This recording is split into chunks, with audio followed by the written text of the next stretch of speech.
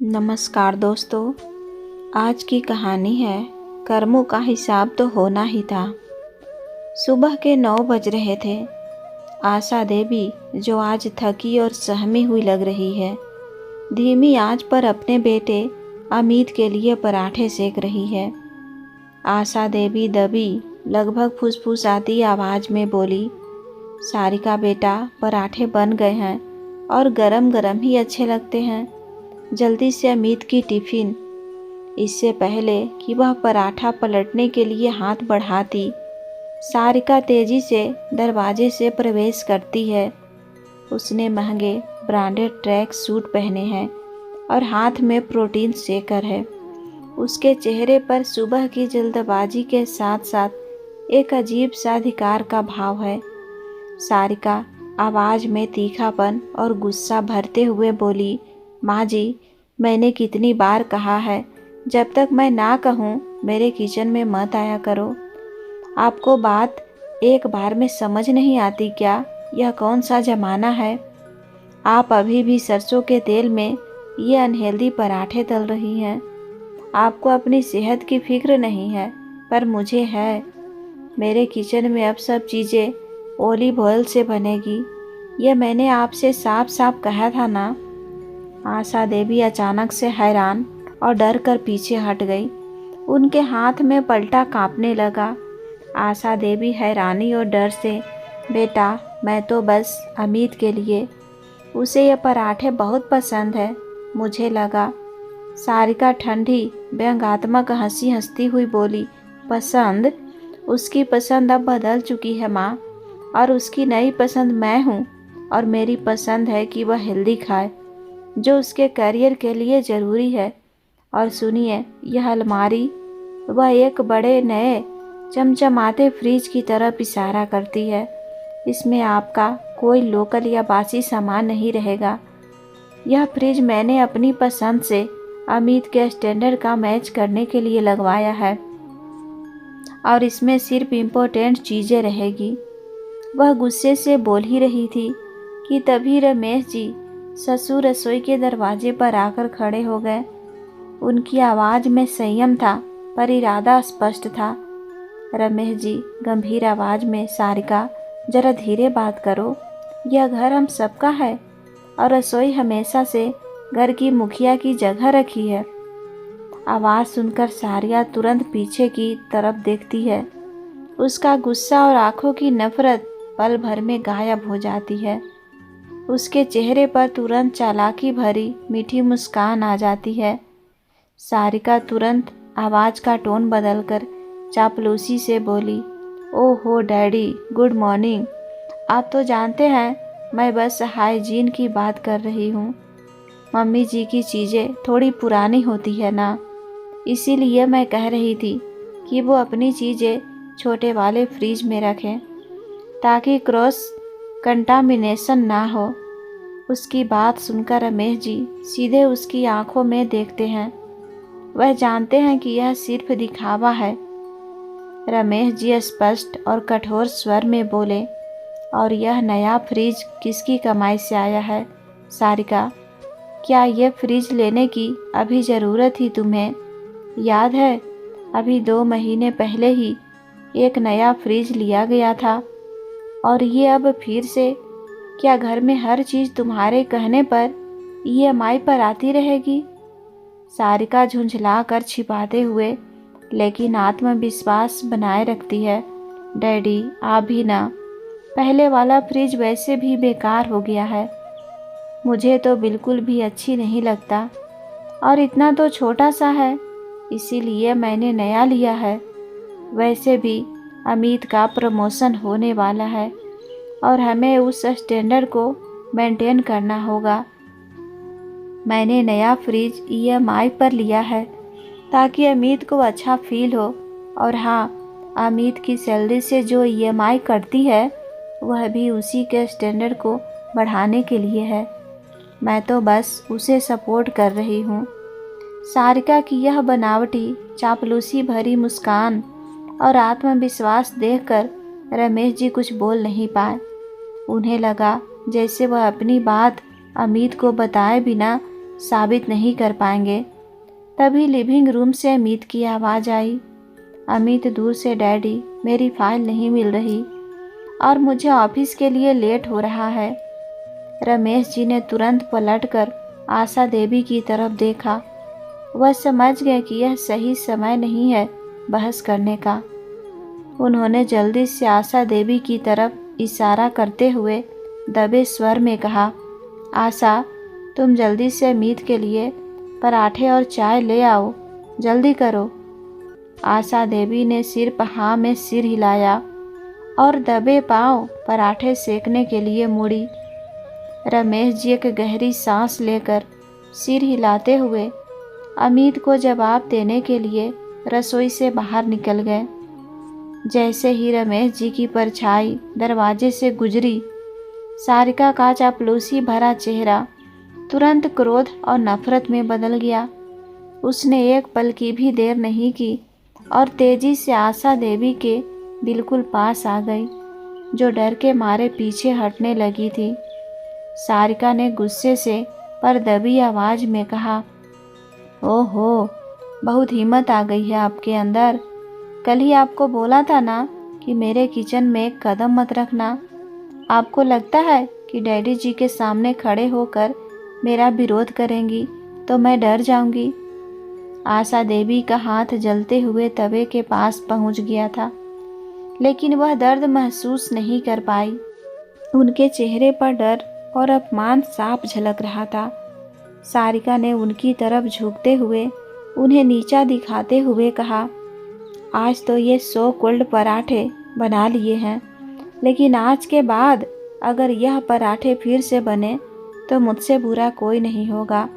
बड़ी आई अमित को पराठे बहुत पसंद है।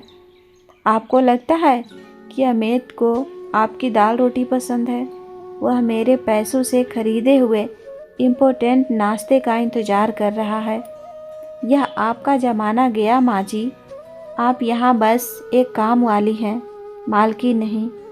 सारिका के शब्दों ने आशा देवी के सीने में तीर की तरह चुभन पैदा की। उनकी आंखों में आंसू भर आए। आशा देवी ने रूंधे हुए गले से दुख और निराशा में कहा, सारिका, मैंने तुम्हें अपनी बेटी समझा था। मैंने कभी नहीं सोचा था कि तुम इस तरीके की निकलोगी। तुम इतनी लालची और पत्थर दिल कैसे हो सकती हो? यह सुनकर सारिका जोर से ठंडी निर्मम हंसी हंसने लगी। सारिका ने हंसते हुए कहा, पत्थर दिल? मैं तो मुनाफे के लिए आई हूँ माँ जी, प्यार और बेटी बनने के लिए नहीं। आप और डैडी जी मेरे लिए सिर्फ एक पुराना एटीएम कार्ड है जिससे मैं अमित को कंट्रोल करती हूँ, और आप तो बस एक बोझ। वह कुछ और जहरीले शब्द बोलने ही वाली थी कि तभी लिविंग रूम से अमित ने फिर से आवाज़ लगाई, सारिका, मेरी ग्रीन टी कहाँ है? सारिका की आंखों में फिर से चालाकी लौट आई। उसने आशा देवी को एक धमकी भरी घूरन दी। सारिका ने आशा देवी के कान के पास झुककर फुसफुसाते हुए गंभीर चेतावनी दी, सुना, अमित को अब मेरी आवाज़ पसंद है। अगर अगली बार डैडी के सामने तुमने मेरी इज्जत खराब करने की कोशिश की, या अगर मैंने तुम्हारी शक्ल इस किचन में दोबारा देखी, तो याद रखना, तुम्हारा एटीएम कार्ड नहीं, तुम्हारी पेंशन की पासबुक हमेशा के लिए गायब हो जाएगी। यह कहकर सारिका ने अपने बाल झटके और एक मोहक मुस्कान पहनकर हवा में ठिलाते हुए रसोई से बाहर अमित के पास चली गई। पीछे छोड़ गई कांपती हुई आशा देवी को, जिनकी आंखों से आंसू अब चुपचाप बह रहे थे। उन्हें याद आया, जब अमित छोटा था तब वह हर पराठा अपने हाथ से तोड़कर उसे खिलाती थी। उन्हें याद आया, अमित की हर परीक्षा से पहले रात भर जाकर उसके लिए पढ़ना, उसके सिर पर प्यार से हाथ फेरना। उनके जीवन का पूरा कैनवास सिर्फ एक ही रंग से रंगा था, वह था अमित का प्यार और खुशी। मैंने तो सिर्फ यही चाहा था कि मेरा बेटा खुश रहे। अच्छी नौकरी मिल गई, सब अच्छा हो गया। फिर मैंने बड़ी धूमधाम से उसकी शादी करवाई। सारिका को जब पहली बार देखा तो उसकी मुस्कान में मुझे एक भोलापन दिखा था। लगा था यह घर में रोशनी लाएगी। आशा देवी ने अपनी पुरानी साड़ी के पल्लू को कसकर पकड़ लिया। उनकी आंखें उस दिन की तरफ मुड़ गई जब सारिका पहली बार इस घर में आई थी। अरे, यह सब तो मेरा ही है ना। बहू का पहला जुमला जो उन्होंने धीरे से लेकिन अधिकार से घर की सबसे महंगी पेंटिंग को देखते हुए कहा था। उस वक्त आशा देवी ने सोचा था बच्ची है, शायद मजाक कर रही है, लेकिन मजाक नहीं था। पहले उसने कहा, माँ जी, ये आपके पुराने ज़माने के गहने अच्छे नहीं लगते। और अमित को बहकाकर उनके सारे सोने के कंगन बेच दिए और एक डिजाइनर सेट खरीद लिया। फिर धीरे धीरे उसने अमित को समझाना शुरू किया कि माता पिता का पुराना रहन सहन उसके करियर की ग्रोथ के लिए सही नहीं है। और अमित को यह बात सही लगने लगी। वह हमेशा रमेश जी की पेंशन और बचत का हिसाब रखती। जब रमेश जी कोई छोटी मोटी चीज़ खरीदते तब वह मासूम सा चेहरा बनाकर पूछती, डैडी, इतने पैसे क्यों खर्चा किए? यह पैसा तो हमारे फ्यूचर के लिए है ना। और अगर आशा देवी ने कभी विरोध किया, गुस्से से नहीं, बस थोड़ा टोकने की कोशिश की, तो सारिका का असली चेहरा सामने आ जाता। आप हमें अलग करना चाहती हैं। आपको तो सिर्फ ड्रामा करना आता है। आपके पुराने ख्यालात हैं, इसीलिए अमित को आगे नहीं बढ़ने दे रहे। आशा देवी ने कभी नहीं सोचा था कि प्यार से पाला गया उनका बेटा एक लालची बहू के इमोशनल मैनिपुलेशन का शिकार बन जाएगा। आज यह मुझे काम वाली बोलकर गई है। आशा देवी की आंखें फिर से भर आई। रमेश जी सब समझते हैं। उन्हें पता है कि सारिका का पैर इस घर में तब से है जब से उसने हमारी संपत्ति को मुनाफे की चीज समझा है। पर मेरा बेटा, मेरा अमित, उसे क्यों नहीं दिखता? क्या एक माँ का प्यार एक बहू की चालाकी के सामने इतना कमज़ोर पड़ जाता है? वह पराठे का बचा हुआ आटा समेटने लगी। उनका मन पूरी तरह टूट चुका था। वही सारिका अपनी महंगी छोटी कार से अमित को उसके ऑफिस ड्रॉप करने आई थी। दोनों कार से उतरते हैं सारिका ने तुरंत अपना आकर्षक और चिंतित चेहरा बना लिया था। अमित ने अपनी ब्रीफ केस उठाते हुए जल्दी से कहा, ओके बेबी, बाय। आज मीटिंग है तो थोड़ा लेट हो सकता है। सारिका ने तुरंत अमित का हाथ पकड़ लिया। उसने बहुत ही कोमल, लगभग रोने जैसी आवाज़ में कहा, अमित रुको, मुझे तुमसे बहुत ज़रूरी बात करनी है। अमित थोड़ा हैरान हुआ। उसने सारिका की तरफ देखा जिसने आंखों में हल्के आंसू भर लिए थे। अमित ने परेशान होकर पूछा, क्या हुआ रूबी, तुम ठीक हो?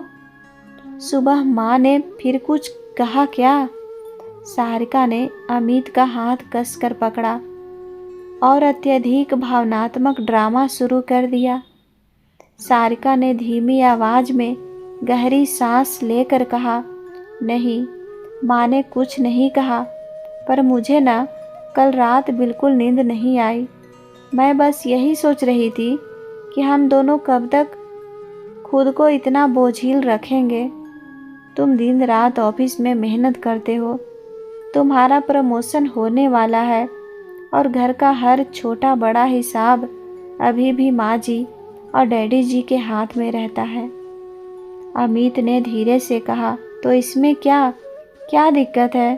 वह घर के मुखिया हैं। सारिका ने तुरंत बात काट दी। उसने मासूमियत दिखाते हुए अमित के गालों पर हाथ रखा। सारिका ने आंखों में देखते हुए कहा, डियर, दिक्कत यह है कि वह पुराने ज़माने के लोग हैं। तुम सोचो, तुम्हारा करियर इतनी ऊंचाई पर जा रहा है और तुम्हें अपनी हर छोटी ज़रूरत के लिए अभी भी उनसे पूछना पड़ता है। यह तुम्हारी इमेज के लिए अच्छा नहीं है। तुम अब घर के असली कमाने वाले हो। उसने अपनी आवाज़ को और मीठा करते हुए कहा, मैं बस यह चाहती हूँ अमित कि इस महीने से तुम्हारी सैलरी का चेक सीधे तुम्हारे पास आए। आज से तुम ही घर के सारे खर्चे संभालोगे, बैंक अकाउंट्स, इन्वेस्टमेंट्स, सब कुछ। अमित थोड़ा झिड़का। उसने अपनी शर्ट का कॉलर ठीक करते हुए कहा, लेकिन इसकी क्या ज़रूरत है? सारिका, मम्मी तो सब संभाल ही रही है ना। मैं भी संभाल नहीं पाऊँगा। तुम अभी क्यों परेशान हो रही हो? तुम अभी अपनी शॉपिंग और जिम एंजॉय करो। सारिका तुरंत थोड़ी सी रूठी हुई बन गई। उसने अमित से हाथ छुड़ा लिया और चेहरा दूसरी तरफ घुमा लिया। सारिका ने नाराज़गी दिखाते हुए कहा, बस यही तो दिक्कत है अमित, तुम मुझे गैर जिम्मेदार समझते हो। तुम्हें लगता है मैं सिर्फ शॉपिंग कर सकती हूँ? मैं तुम्हारी पत्नी हूँ। मुझे भी तुम्हारे लिए और हमारे भविष्य के लिए फैसला लेने का अधिकार है। मुझे लगता है कि घर के सारे फैसले लेने की जिम्मेदारी अब हमें संभालनी चाहिए ताकि हम तेज़ी से ग्रो कर सकें। अमित अपनी पत्नी की नाराज़गी से डर गया और उसके भविष्य और जिम्मेदारी जैसे शब्दों से प्रभावित हो गया। वह सारिका को दुखी नहीं देख सकता था। अमित ने जल्दी से सारिका को गले लगाया और प्यार से कहा, ओह माय स्वीट, मैं जानता हूँ तुम सबसे ज़्यादा जिम्मेदार हो। ठीक है, प्लीज़ अब नाराज़ मत हो। मैं आज ही ऑफिस में बोल दूँगा कि मेरी सैलरी सीधे तुम्हारे अकाउंट में आए।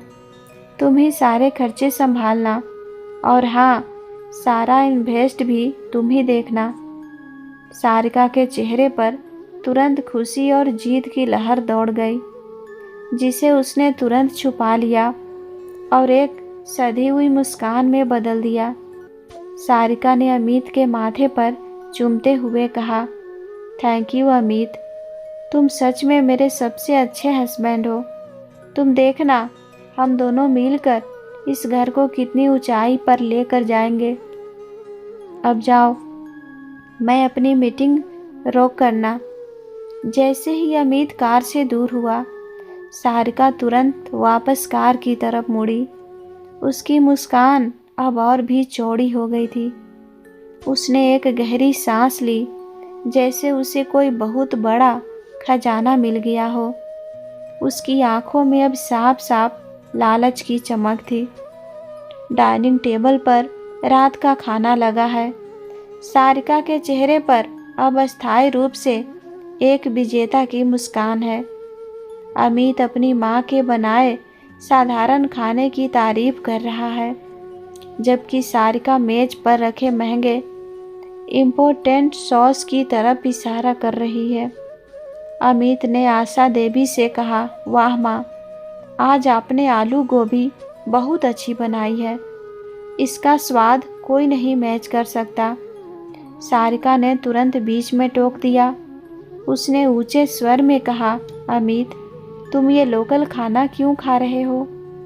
मैंने तुम्हारे लिए हाई प्रोटीन डाइट चार्ट बनाया है। और सुनो, अब तुम्हारी सैलरी सीधे मेरे अकाउंट में आएगी, जैसा मैंने कहा था। अमित ने सारिका की तरफ देखते हुए कहा, हाँ, मैंने हायर को बोल दिया है। तुम कितनी केयरिंग हो। सारिका ने रमेश जी और आशा देवी की तरफ एक विजयी निगाह से देखा। सारिका ने अधिकार जताते हुए कहा, तो डैडी और माँ जी, अब जबकि अमित और मैं घर के आर्थिक मामले संभाल रहे हैं, मैं चाहती हूँ कि कुछ कठोर फैसले लिए जाएं। रमेश जी ने स्थिर आंखों से सारिका की तरफ देखा। उन्होंने शांत स्वर में पूछा, कैसे फैसले सारिका? सारिका ने हंसते हुए कहा, देखिए डैडी, यह घर हमारे भविष्य के लिए है, ना कि अतिरिक्त खर्चों के लिए। मैंने देखा है कि यहाँ बहुत फिजूल खर्ची हो रही है। माँ जी, आप सुबह शाम अपने दोस्तों के साथ जो किटी पार्टी करती हैं, उस पर बहुत पैसा बर्बाद होता है। आज से आपकी किटी पार्टी बंद। आशा देवी का मुंह खुला रह गया। उनका यही एकमात्र सामाजिक सहारा था। उन्होंने दुख से कहा, सारिका, वह तो बस कुछ घंटे मन बहलाने के लिए। सारिका ने उन्हें बीच में ही काट दिया। उसने अब आशा देवी पर सीधा हमला बोला। सारिका ने तल्खी से कहा, मन बहलाना और उसका खर्चा कौन उठाएगा? और माँ जी, आपने अपनी पुरानी साड़ी की मरम्मत पर जो पैसा खर्चा किया है वह क्यों? अब आप कोई बाहर के फंक्शन में तो जाती नहीं है, तो नई साड़ी की क्या ज़रूरत? याद रखिए, अब हर छोटे खर्चा का हिसाब मुझे देना होगा। अमित ने थोड़ा असहज महसूस किया। उसने सारिका से कहा, यह क्या बात हुई? यह सब तो माँ के निजी खर्चे हैं। सारिका तुरंत अमित के गाल पर हाथ रखकर उसे मैनिपुलेट करने लगी। सारिका ने मीठी आवाज़ में कहा, डियर, मैं बस तुम्हारे भविष्य की बचत कर रही हूँ। अब जब तुम घर चला रहे हो तो तुम्हें समझना होगा, हर रुपया बचाना ज़रूरी है। फिर उसने रमेश जी की तरफ मुड़कर सबसे बड़ा वार किया। सारिका ने चालाकी से कहा, और डैडी, मैंने हिसाब लगाया है, आपकी पेंशन का पूरा पैसा वह तो घर की मुख्य आय है। मैं सोच रही थी कि अब अमित और मैं यह घर चला रहे हैं, तो आप अपनी पुरानी पेंशन हर महीने की पहली तारीख को मेरे अकाउंट में ट्रांसफ़र कर दिया करें। यह आपके लिए भी अच्छा है, आपको बैंक जाने की मेहनत नहीं करनी पड़ेगी। रमेश जी का चेहरा गंभीर हो गया।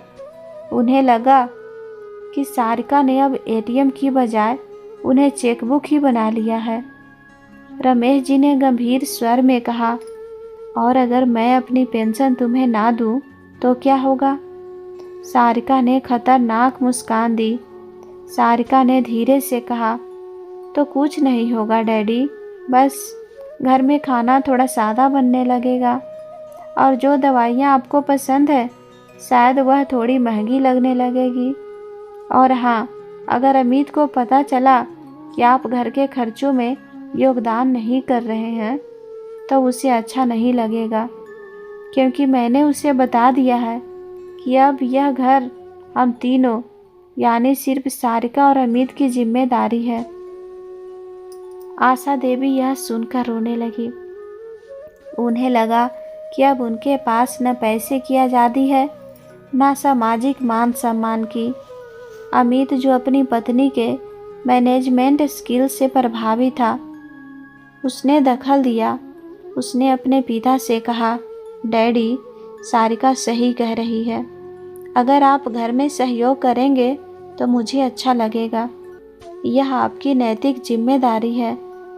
अमित के मुंह से नैतिक जिम्मेदारी सुनकर रमेश जी को अपनी योजना शुरू करने की ताकत मिली। उन्होंने समझ लिया कि बेटे की आंखें खोलने के लिए अब सिर्फ पैसे की कमी ही काम आई करेगी। रमेश जी ने एक पल सारिका की लालची आंखों में देखा, फिर आशा देवी के आंसू देखे। उन्होंने धीरे से कहा, ठीक है सारिका, तुम्हारी मर्जी। अब तुम ही हिसाब संभालो, लेकिन याद रखना, पैसा कमाया जाता है, लूटा नहीं जाता। सारिका द्वारा आर्थिक नियंत्रण संभालने के बाद घर का माहौल पूरी तरह बदल गया है। रसोई में हर चीज़ अब पैसे और खर्चा के हिसाब से हो रही है। एक दोपहर आशा देवी ने रमेश जी के लिए धीमी आंच पर थोड़ी सी दाल बनाई, क्योंकि डॉक्टर ने उन्हें हल्का खाने को कहा था। सारिका रसोई में आई। उसने दाल के बर्तन को देखा। सारिका ने ऊंची आवाज में कहा, माँ जी, यह क्या है? इतनी सारी दाल? आपको पता है एक कटोरी दाल बनाने में कितने पानी और गैस की बर्बादी होती है? क्या आप जानबूझकर हमारा बजट बिगाड़ना चाहती हैं? आशा देवी ने सहमते हुए कहा, बेटा, रमेश जी के लिए थोड़ी सी ही तो है, उन्हें डॉक्टर ने।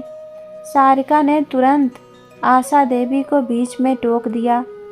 उसने तल्खी से कहा, डॉक्टर तो बहुत कुछ बोलते हैं, लेकिन घर का हिसाब मुझे देखना है। आज से आप दोनों सिर्फ 2 रोटी और 1 कटोरी सादी सब्जी खाएंगे। अगर आपको स्पेशल डाइट चाहिए तो मैं आपको बाज़ार से ला कर दूंगी। अपने हाथ से बनाकर गैस बर्बाद मत कीजिए। एक शाम रमेश जी को बाज़ार से अपने चश्मे का नंबर बदलवाना था, जिसके लिए उन्हें छोटे मोटे 500 रुपये की ज़रूरत थी। रमेश जी ने हिम्मत करके सारिका से कहा, सारिका, मुझे चश्मा बदलना है, 500 रुपये चाहिए। सारिका ने तुरंत अपना फ़ोन उठाया और बैंक स्टेटमेंट देखने लगी। उसने नाक बहुत सिकुड़ते हुए कहा, 500 रुपये? किस लिए? अभी पिछले साल तो बनवाया था। क्या ज़रूरी है हर साल ये छोटे मोटे फालतू खर्चा करना? अमित दिन रात काम करता है और आप लोग बस पैसे खर्चा करने का बहाना ढूंढते हैं। रमेश जी को गुस्सा आया, पर उन्होंने खुद को शांत रखा। उन्होंने कहा, बेटी, यह ज़रूरी खर्चा है, मुझे साफ नहीं दिख रहा। सारिका ने हंसते हुए उन्हें नीचा दिखाया। उसने उपहास करते हुए कहा, ज़रूरी? जब आप घर की सारी जिम्मेदारी खुद उठाएंगे तब ज़रूरी गैर ज़रूरी का पता चलेगा। अभी मैं आपको 250 रुपये देती हूँ। बस, आखिर आपने ही तो कहा था कि आप भी घर में सहयोग करेंगे। सारिका ने जानबूझकर आशा देवी के सामने 250 रुपये उनके हाथ में फेंक दिए, जैसे वह कोई भिखारी हो। एक दिन आशा देवी ने सालों पुरानी अपनी एक साड़ी निकाली और उसे पहनने की कोशिश कर रही थी। सारिका ने उन्हें देखा और हंस पड़ी। सारिका ने हंसते हुए कहा, ओहो माँ जी, क्या यह आपके मायके का ज़माना है? इतनी पुरानी साड़ी, इसमें तो पुरानेपन की बदबू आती है। आपको पता है ऐसे कपड़े देखकर घर की क्वालिटी पर क्या असर पड़ता है? यह सब यहाँ मत पहनिए। इससे अच्छा है आप दिन भर वही पुरानी 2 साड़ियाँ पहनिए जो मैंने आपको दी थी। नए कपड़ों पर कोई खर्चा नहीं होगा और आपकी औकात भी बनी रहेगी। आशा देवी का दिल टूट गया। वह तुरंत साड़ी बदलकर अपनी पुरानी फीकी साड़ी पहनने चली गई। उन्हें लगा अब इस घर में सांस लेने की भी इजाज़त सारिका से पूछ कर लेनी पड़ेगी। रमेश जी ने दूर से यह सब देखा। उन्होंने समझ लिया कि सारिका का अहंकार अब चरम पर है और वह हर छोटे बड़े तरीके से उन्हें अपमानित कर रही है। लेकिन उन्हें समझ नहीं आ रहा था कि वो क्या करें, क्योंकि उनका बेटा भी उनके साथ नहीं दे रहा था। रात को डाइनिंग टेबल पर खाना लगा है। आज सिर्फ 2 पतली रोटियां और पानी वाली सादी सब्जी बनी है। सारिका और अमित अपने सामने महंगे सलाद और प्रोटीन वाली चीज़ें लेकर बैठे हैं। आशा देवी और रमेश जी की प्लेटें अलग थी। आशा देवी चुपचाप अपनी रोटियां तोड़ रही थी। उन्हें बहुत भूख लगी थी, पर सारिका की मौजूदगी में खाना गले से नीचे नहीं उतर रहा था। सारिका ने अपनी प्लेट से अमित को विदेशी चीज़, एक्सोटिक चीज़ें खिलाते हुए कहा, देखो अमित, ये होता है क्लास। ये सब खाने के लिए कमाना पड़ता है। जो सिर्फ तुम ही कर रहे हो। तभी अमित ने गलती से अपनी पानी वाली सब्जी का थोड़ा सा हिस्सा डाइनिंग टेबल पर गिरा दिया। सारिका तुरंत तड़प उठी और चिल्लाई, अमित, देखो क्या किया तुमने। ये कितनी महंगी डाइनिंग टेबल है, ध्यान से खाया करो। अमित ने जल्दी से टिश्यू पेपर उठाना चाहा, लेकिन सारिका ने तुरंत आशा देवी की तरफ इशारा किया। सारिका ने आशा देवी की तरफ मुंह बनाकर जोर से कहा, अरे माँ जी, आप यहाँ क्यों बैठी हैं? आप उठिए। आपको नहीं पता कि आपका असली काम क्या है? आप ये गंदगी साफ कीजिए। वैसे भी आप पूरे दिन बैठी रहती हैं, यह तो आपका काम है। आशा देवी का शरीर सन्न रह गया। वह बेटे और बहू के सामने अपमान से जमीन पर गड़े जा रही थी। रमेश जी ने मुठियां कस ली थी। आशा देवी ने लड़खड़ाते हुए कहा, बेटा, मैं अभी साफ कर देती हूँ। उन्होंने जैसे ही झुककर टिश्यू पेपर उठाया, सारिका ने उन्हें रोक दिया। सारिका ने उपहास करते हुए कहा, रुको, ये टिश्यू पेपर भी महंगे आते हैं, इन पर पैसे खर्चा होते हैं माँ जी। आपको आदत है ना पुरानी चीज़ों की। जाओ जाओ, रसोई से वह फटा हुआ कपड़ा ले आओ जिसे तुम पुराने बर्तन साफ करती हो। वही ठीक है इन गंदे कामों के लिए। अमित ने देखा कि माँ की आंखों में पानी भर आया है। उसने धीरे से सारिका से कहा, यह क्या कर रही हो सारिका? मैं साफ कर लेता हूँ। सारिका ने तुरंत अमित का हाथ थाम लिया। उसने झूठा प्यार दिखाते हुए कहा, नहीं अमित, तुम क्यों करोगे? तुम हाथ गंदे करोगे? तुम्हारा हाथ तो पैसा कमाता है, और ये काम, ये तो फालतू लोगों का है जिनका घर में कोई काम नहीं है। उसका इशारा साफ तौर पर आशा देवी की तरफ था। सारिका ने फिर आशा देवी की तरफ देखते हुए भिखारी की तरह नीचा दिखाते हुए कहा, जाओ जल्दी करो, और हाँ, अपनी प्लेट से वह आधी रोटी भी मुझे दो। इतनी रात को इतना खाना नहीं खाना चाहिए, वजन बढ़ेगा, और अगर तुम्हारा वजन बढ़ा तो मेरी रसोई में जगह कम हो जाएगी। आशा देवी का दिल ऐसा टूटा कि उन्हें लगा जैसे उनके सीने में अब जान नहीं बची है। बेटे के सामने बहू ने उन्हें एक बेकार, बोझ और भिखारी से ज़्यादा कुछ नहीं समझा था। उनका सम्मान, उनका त्याग सब मिट्टी हो गया था। वह अपनी आंखों में आंसू लिए बिना कुछ कहे धीमी गति से रसोई की तरफ मुड़ी। आशा देवी रसोई के कोने में जाकर उस टूटे हुए कपड़े को उठाने के लिए झुक गई और फिर उसी कोने में घुटनों के बल बैठ गई। उनका शरीर अब और दर्द सहने की हिम्मत नहीं जुटा पाया।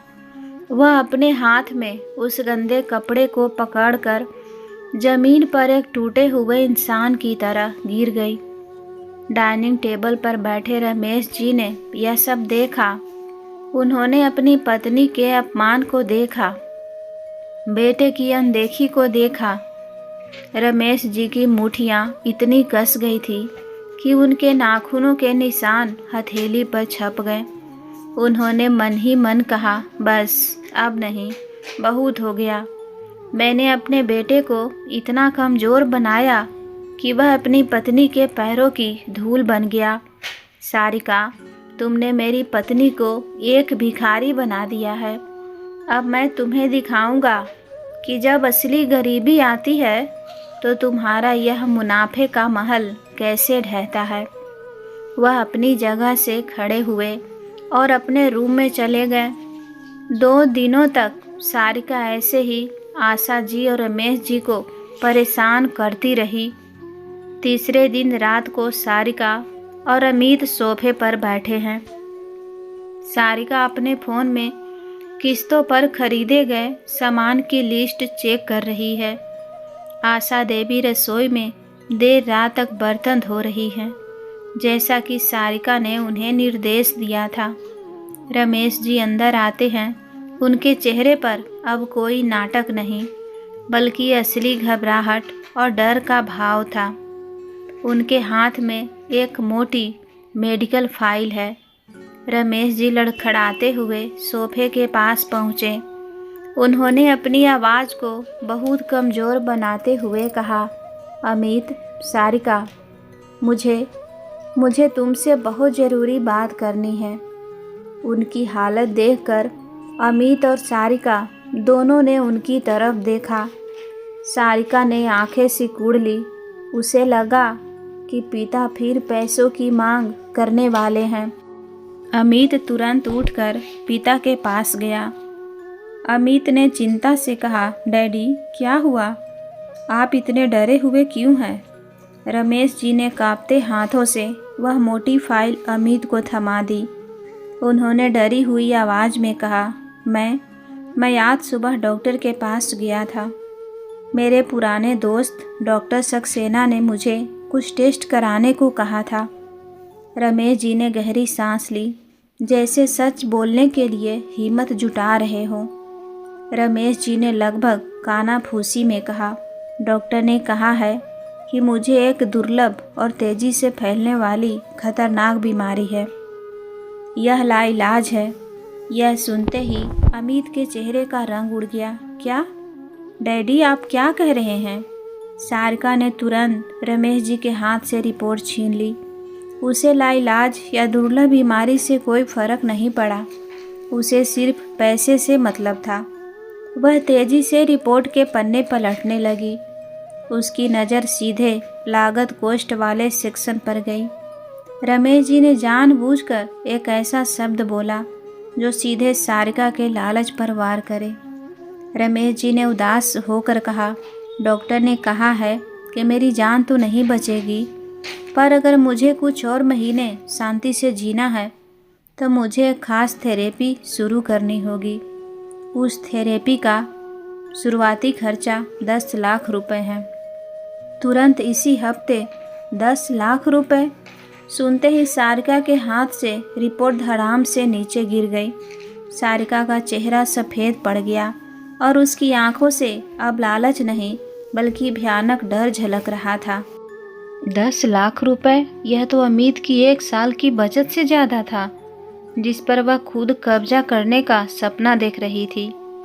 अमित ने रिपोर्ट उठाई और आंखों में आंसू लिए हुए कहा, 10 लाख? मैं करूँगा डैडी, हम सब करेंगे, ये सब ठीक हो जाएगा। तभी सारिका ने अमित का हाथ कस कर पकड़ लिया। उसका सारा प्यार का नाटक एक पल में उतर गया। उसकी आवाज़ अब कठोर और स्वार्थी थी। सारिका ने चिल्लाकर कहा, नहीं, 1 रुपया भी नहीं। अमित और रमेश जी दोनों ने चौंक कर सारिका की तरफ देखा। सारिका ने रमेश जी की तरफ गुस्से से देखा। उसने कठोरता से कहा, डैडी, क्या मजाक है ये?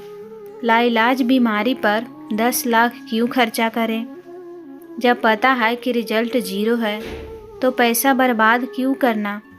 क्या आप चाहते हैं कि आपके मरने से पहले आप अमित को सड़क पर ले आएं?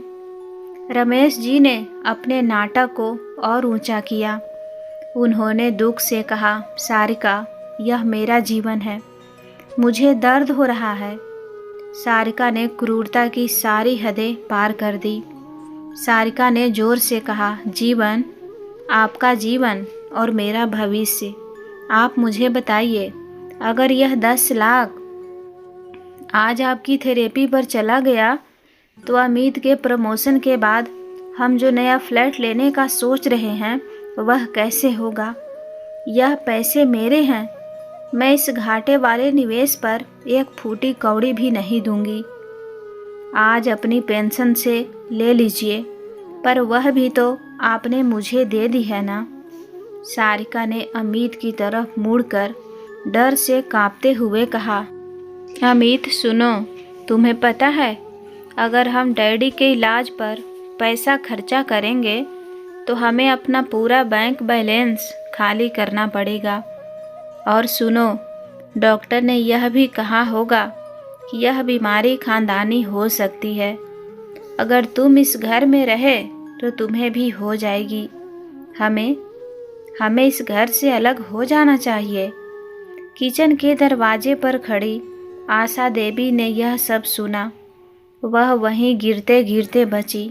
उन्हें लगा कि सारिका ने केवल पैसे के लिए उनके पति को मरने के लिए छोड़ दिया है। लेकिन अमित, जो अब तक अंधा था, अचानक ठहरा। उसने पहली बार अपनी पत्नी को इतनी लालची, स्वार्थी और निर्दयी बात करते सुना था।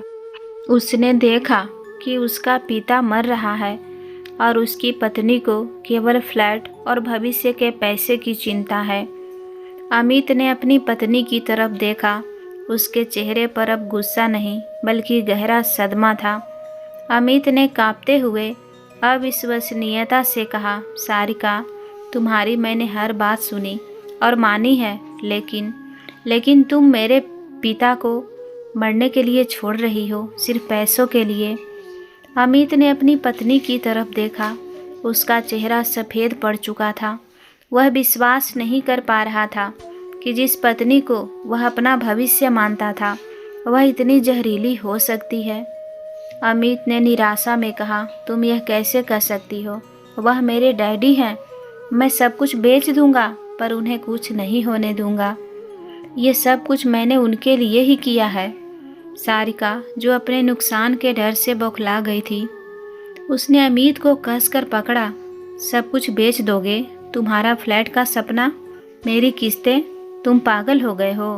तुम अपनी मेहनत का पैसा इस फालतू बीमारी पर नहीं लगा सकते? तुम्हें पता है अगर डैडी मर गए तो हमें इंश्योरेंस और उनकी सारी संपत्ति मिलेगी, पर अगर हमने 10 लाख खर्चा कर दिए तो हमें कुछ नहीं मिलेगा। हमें व्यवहारिक होना पड़ेगा। अमित ठीक इसी पल रमेश जी का नाटक खत्म हुआ। उनके चेहरे से कमजोरी का भाव गायब हो गया। उनकी आवाज़ अब कांप नहीं रही थी बल्कि एक रिटायर्ड अधिकारी की तरह कठोर और सशक्त थी। बस सारिका, एक शब्द भी और नहीं। उनके अचानक बदले हुए व्यवहार से सारिका और अमित दोनों चौंक गए। रमेश जी ने जोर से हंसते हुए कहा, तुम्हारी यही व्यवहारिक सोच सुननी थी मुझे। तुम्हारी लालच और अमित के अंधविश्वास की हद देखनी थी। बधाई हो सारिका, तुमने मेरी परीक्षा पास कर ली है। तुमने साबित कर दिया है कि तुम इस घर की सबसे घटिया और लालची इंसान हो। सारिका भौचक्की रह गई। यह क्या बकवास है? रमेश जी ने मेज से रिपोर्ट उठाई और उसे अमित के सामने फाड़ दिया। रमेश जी ने दृढ़ता से घोषणा की, ना तो मुझे कोई दुर्लभ बीमारी है और ना ही मुझे 10 लाख रुपए चाहिए। यह सब एक झूठ था, एक नाटक था। तुम्हारी नफरत, तुम्हारा घमंड और तुम्हारी स्वार्थपरता को बाहर निकालने के लिए। अमित ने अपने पिता की तरफ देखा। उसकी आंखें खुली की खुली रह गई।